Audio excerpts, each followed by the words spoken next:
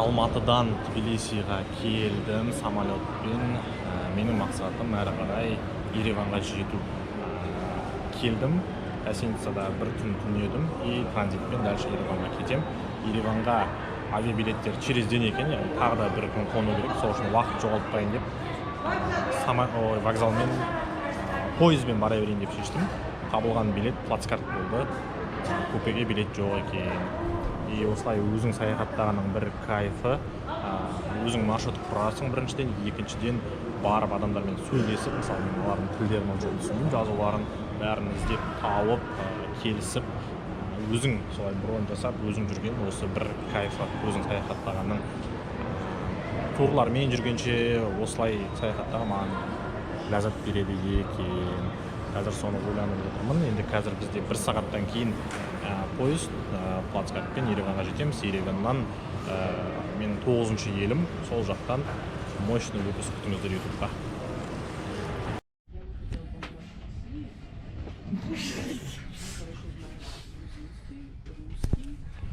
Короче, пойызға кіріп алдым, плацкартқа бірінші вагон дейді. 10 сағаттық жол. Осындай плацкарт әдемі таза екен.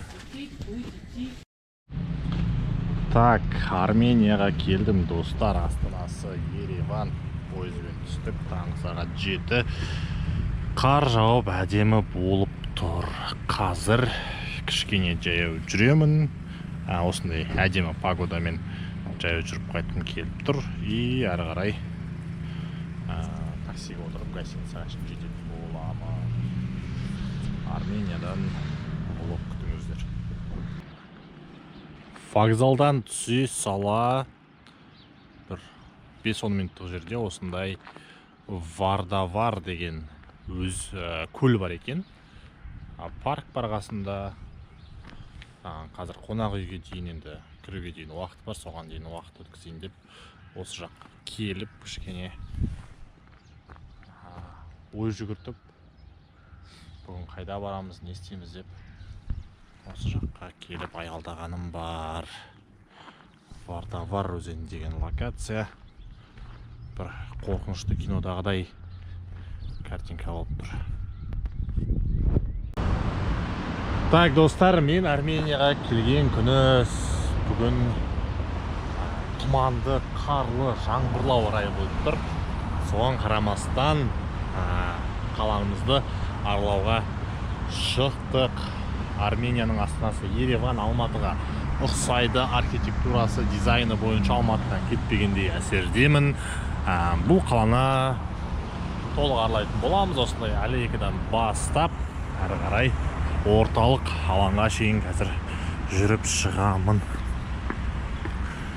Ең қызықты факттан бастайтын болсам, бұл Арменияда бұлар жалпы христиан дінін ұстанады және әлемдегі ең бірінші болып христиан дінін қабылдаған ұлт осы армяндар. Яғни ежелгі Римге дейін біздің заманымыздан бұрын 300-ші жылдары Армения өзінің ежелгі империясы болған. Сол заманда олар христиан дінін қабылдап қойған. Арменияның жүрегі Ереван қаласы. Жасы Римнен де үлкен, тарихы 3000 жылға жуықтайтын қала. Ереван кофе құмарлардың жұмағы. Мұнда әр бұрышта жайлы дәмханалар бар, ал жергілікті халық серуендеп кофе ішкенді өте қатты жақсы көреді. Бүгінде Ереван тек тарих қаласы емес, бұл заманауи IT хаб және бүкіл әлемнен келген фрилансерлер мен цифрлық көшпенділердің сүйікті мекені. Мұнда жылдам интернет, дамыған коворкингтер және еркін атмосфера бар. Қала өте қауіпсіз, тіпті түн ортасында да көшеде серуендеу әбден қалыпты жағдай. Ереван өткен мен болашақ, көне дәстүр мен заманауи өмір тоғысқан ғажайып қала. Егер сіз ерекше атмосфераны сезінгіңіз келсе, бұл қаланы міндетті түрде саяхат тізіміне қосыңыз.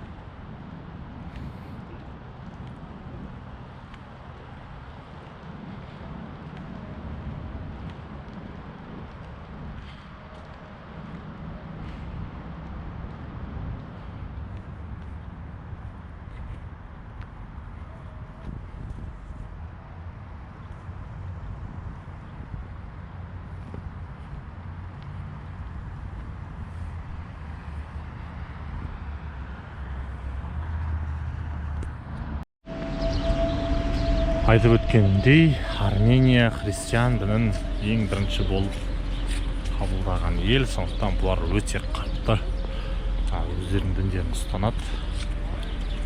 Бүгін жексенбі, воскресенье күні барлығы және көбісі шіркеуде жүр.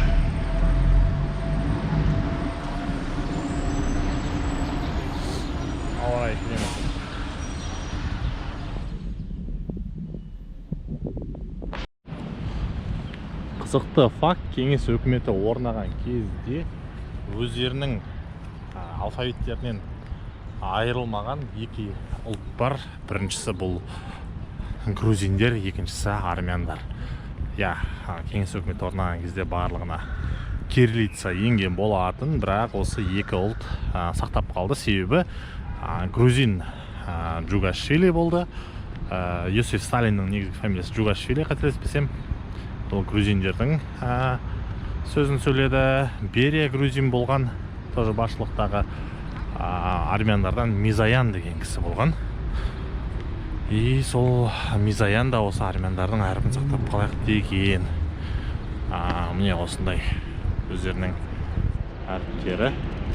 Қазақтарда енді төте жазу болған, төте жазуды сақтай алмай кириллицаға жаппай көшу болған еді. Қазір төте жазу ұмытылып кетті.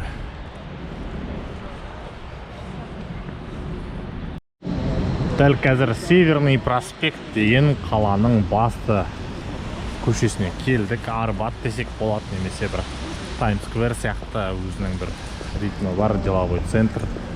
Бұл жобаның идеясы 1920 жылдары қаланың бас архитекторы Александр Таманянның ген планында болған, бірақ реализациясы жүзеге асуы небәрі 2000 жылдары аяқталған екен. Қаржылай мәселелер болған, жер сілкінісі болған деген сияқты. Басты идеясы жаңағы оперный театрды республика алаңымен байланыстыру. Осындай проспект, қазір жүріп өтеміз. Thank you.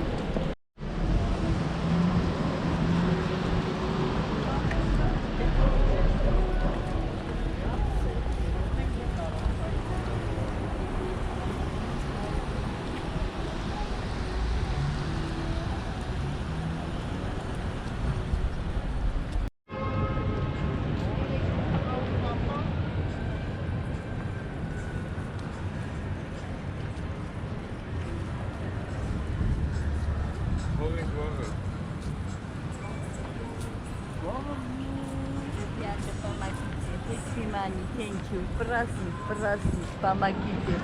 Сегодня праздник.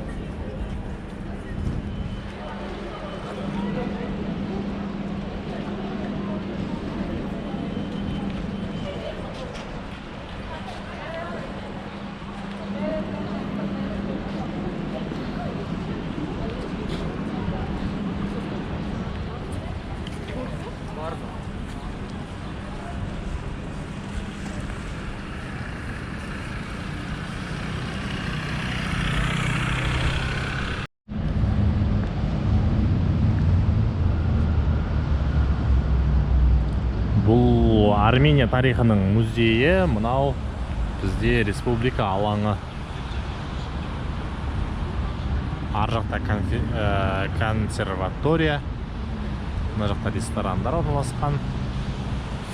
Мына жақта енді полиция көп шоғырланғанына қарағанда Никола Пашинян осы жақта тұратын сияқты, премьер-министрлер басшылығы осы жақта тұратын сияқты.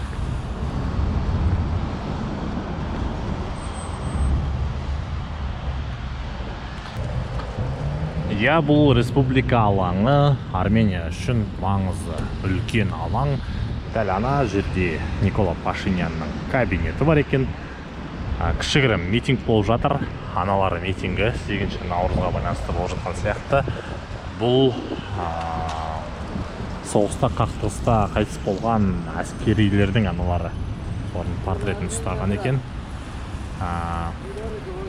Білесіздер, Армения Әзербайжан мен Қарабақ қақтығысы бар, соғыс болды деген сияқты. Енді ол әлі де бітпей келе жатқан шығаруға. Бірақ Пашинян соғысты аяқтайық, Қарабақты Әзербайжанға береміз деп айтқан болатын.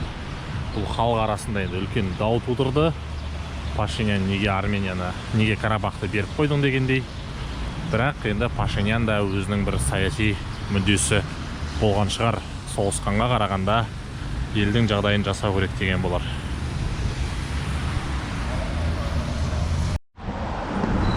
Қазір Армениядағы жалғыз сақталған мешітке келіп тұрмыз. Бұл мешітті Иран салып берген екен.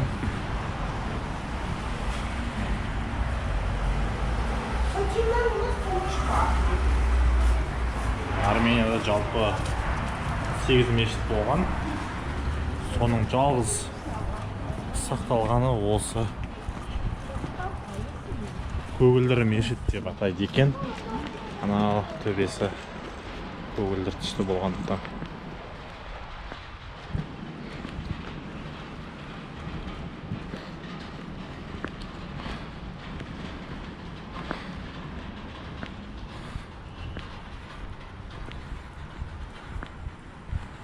Жалпы Арменияда мұсылмандар саны аз енді.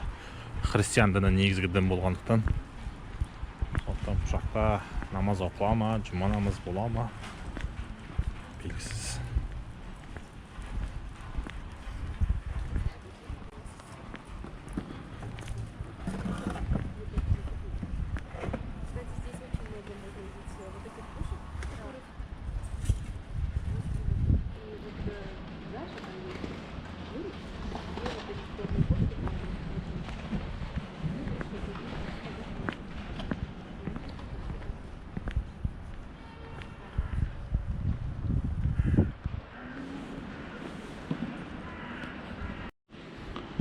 Он 17 ғасырдан бері келе жатқан тарихи жәдігерлер.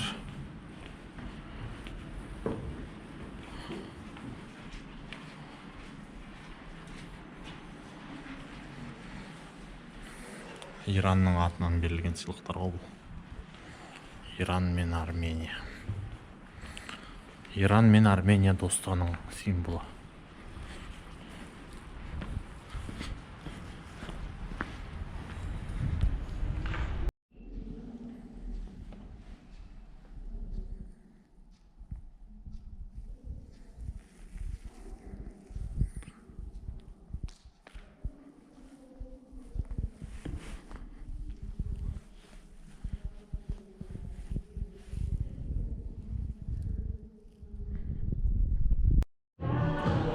Так, осындай атмосферный кофейняға келдім. Surf кофе деген.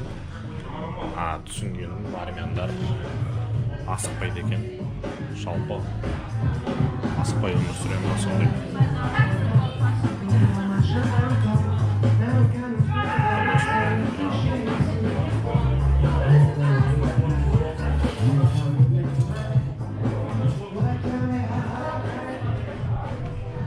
Байқағаным, бұлар обслуживанияда да өмірде де бір асықпайды екен. Өздерінің ритмдері бар. Былайша айтқанда асықпай тамақ ішеді, асықпай отырып, сонда виноларын ішіп қойып деген сияқты өздерінің бір байыптары бар. Бізде кешкі уақытта жұмыс.